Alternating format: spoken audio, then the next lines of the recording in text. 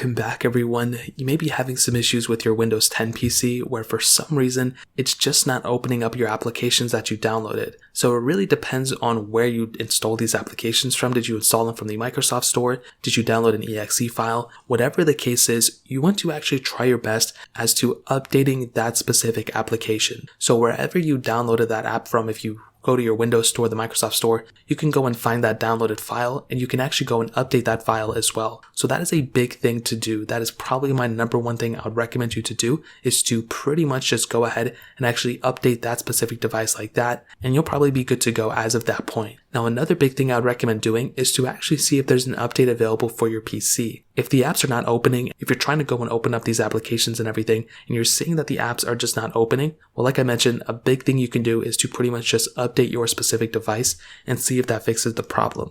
Now, another big reason why an application may not open anymore is maybe you actually downloaded the wrong update or you downloaded the wrong file for that specific application. So what does that mean? Well, think about it like this. If you have a 64-bit PC and you try downloading something like a 32-bit application, well, that is not going to work out for your specific computer. So you're going to want to go ahead and actually download the corresponding device and the corresponding software for your specific device. Again, if you download the wrong software, that is not going to work out properly for your specific machine. So the best thing you can do in this specific case is to actually go ahead and double check and triple check that your specific device is actually on the specific version of software that you downloaded. If it is, then you should be good to go. If it isn't, then you obviously found your problem and you probably will have to go ahead and fix that specific issue before continuing on. So those are pretty much the main ways to go and fix this. Some other things you can do is to pretty much update your specific computer, like I mentioned, update the application like I mentioned, restarting your PC, that's another big thing you can do. Some other people also recommend trying to actually use a different account.